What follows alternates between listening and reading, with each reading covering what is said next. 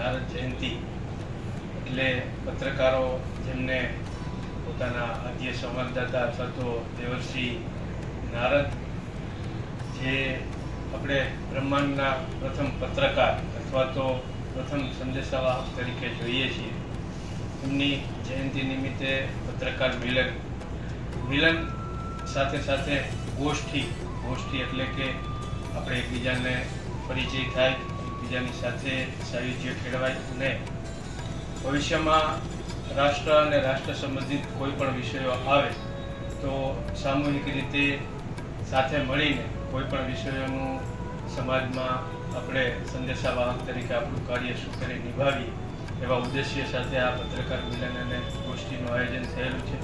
માધ્યમોથી આપણે એમનું ચિત્ર પણ જોયેલું છે. અહીંયા પણ અને સમાજના પહેલા સંવાદદાતા તરીકે આપણી બધા વચ્ચે ઉપસ્થિત રહ્યા છે, પ્રેરણારૂપ રહ્યા છે. ત્યારે સમાજમાંથી આ સમાજની પ્રેરણા રૂપમાં સમરસતા, જ્ઞાન, વૈરાગ્ય, તપ આ બધું જે એકમાં જોવા મળે છે એવા નારદજીની જન્મ જયંતિને ધ્યાનમાં રાખીને આજે આપણે બધા સૌ એકત્ર થયા છીએ. સારા સમાચાર ખોટાનો વિરોધ કરવો, એને સાચા પોઝિટિવ સ્વરૂપમાં લઈ જવા અને છતાં પણ બધાને એક રાખવા, આ પ્રેરણા આપણે નારદજીના જીવનમાંથી આપણે મળે છે.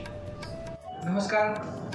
નારદ જયંતિ નિમિત્તે સૌને શુભકામના.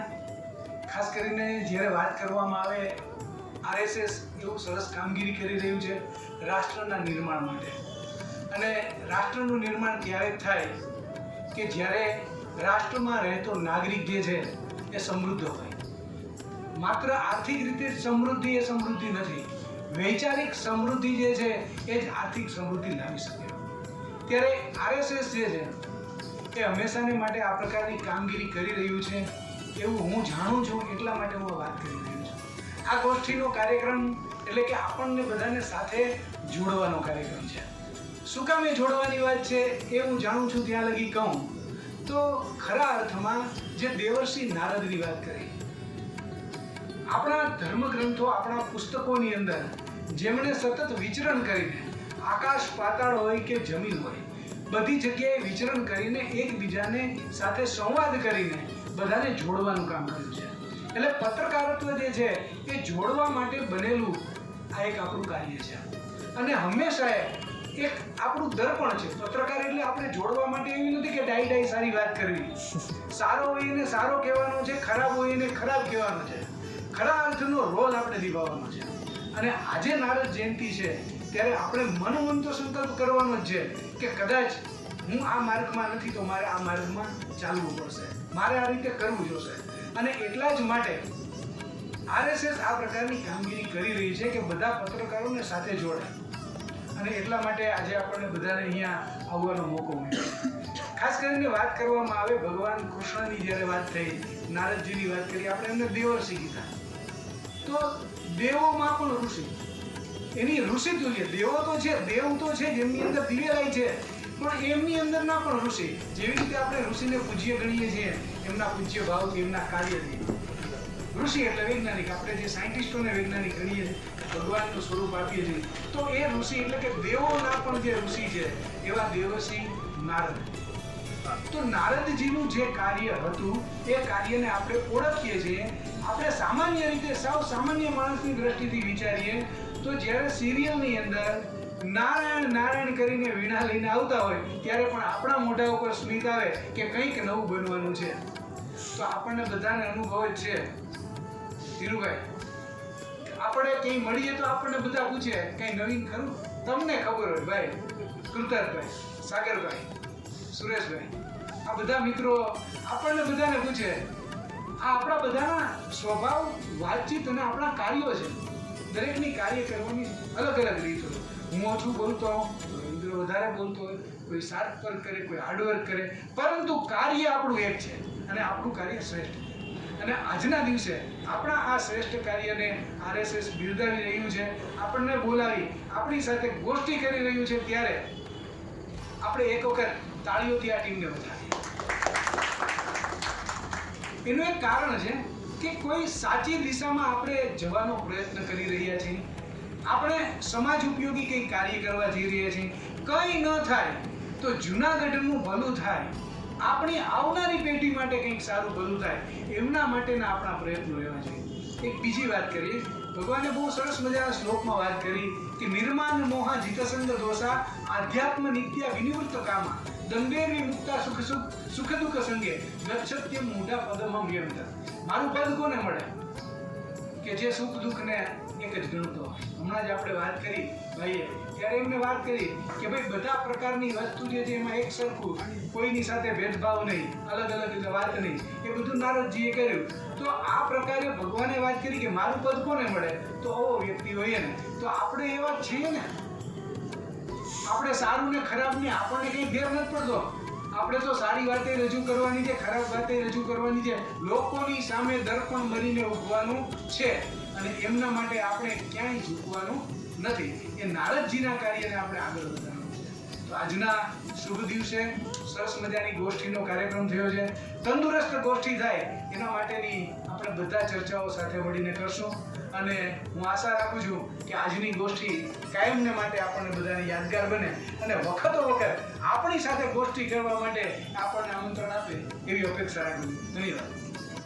કહેવાય છે કે ચતુર્થ સ્તંભ માનવામાં આવી રહ્યો છે, પરંતુ હું રવિની વાતને પણ ક્યાંક ને ક્યાંક સહમત છું કે આ ચતુર્થ સ્તંભને જ્યારે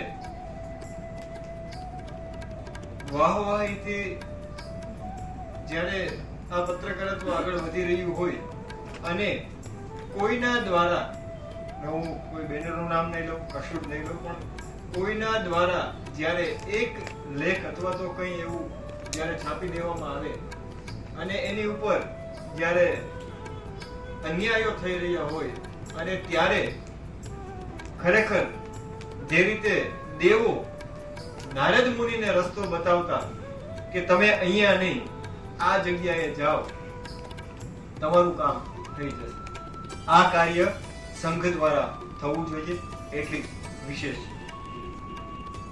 કેન્દ્રનો ખૂબ ખૂબ આભાર માનીએ છીએ. કારણ કે નારદજીનો તો આજે જન્મદિવસ છે, પણ પત્રકારનો પણ આજે જન્મદિવસ કરાય, કારણ કે આપણે એક વ્યવસાય સાથે સંકળાયેલા છે. એટલે માત્ર નારદજીનો જ નહીં, પણ આપણો પણ આજે જન્મદિવસ છે.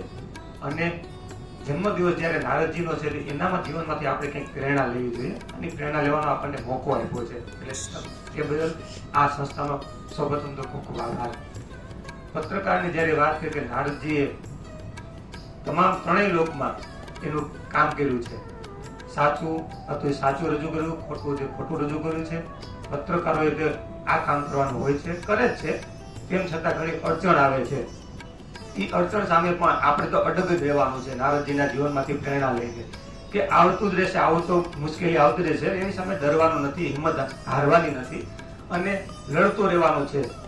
કારણ કે આપણે પત્રકારનો એક બીજો દર્પણ અરીસો કહેવાય છે. પત્રકાર એટલે કહેવાય છે કે દર્પણ જૂઠ ન બોલે, અને આઈના દેખો દર્પણ મેં, મુખડા દેખો દર્પણ મેં. તમારું મોઢું તમને કોણ બતાવે છે? દર્પણ, અરીસો બતાવે છે. આપણે પત્રકારોએ અરીસો બનીને ઊભું રહેવાનું છે. સમાજમાં જે કંઈ થાય છે, સારું થાય તો એને બિરદાવવાનું છે, ખરાબ થાય તો એને બિરદાવવાનું છે, એને હાંકી લેવાના. બરોબર ને? આપણી ભાષામાં કહીએ તો હાંકી લેવાના છે. પત્રકારની ભાષામાં કોઈને છોડવાના નથી, કારણ કે એ આપણું કામ છે. એ જવાબદારી આપણે પૂરેપૂરી રીતે નિભાવવાની જરૂર છે.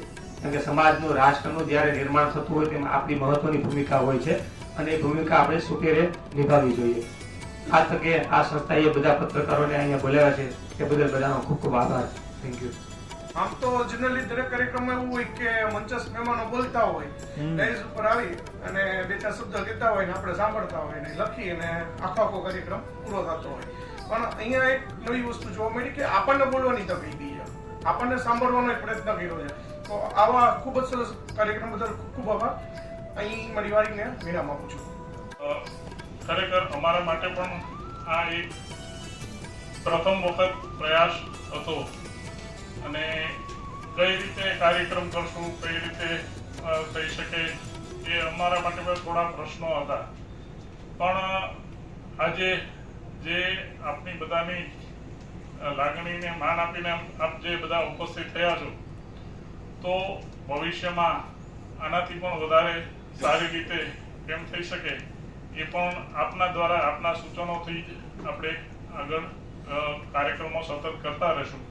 એકચ્યુઅલી કાર્યક્રમ જે છે એ સંવાદનો છે, તો આપની સાથેનું આત્મીયતા વધે, સૌ સમાજ માટે જ આપણે જે કાર્ય કરી રહ્યા છીએ એ વધારે સારી રીતે કઈ રીતે થઈ શકે, એમાં અમે પણ કઈ રીતે સહભાગી થઈ શકીએ એ હેતુથી આજે જે કાર્યક્રમ હતો એમાં આપનો જે કિંમતી સમય ખાસ કરીને આજે આપણે ફાળવ્યો છે, વ્યક્તિગત બધાના નામ સાથે નથી કહેતો પણ સૌનો સામૂહિક આજે ખૂબ ખૂબ આભાર વ્યક્ત કરું છું.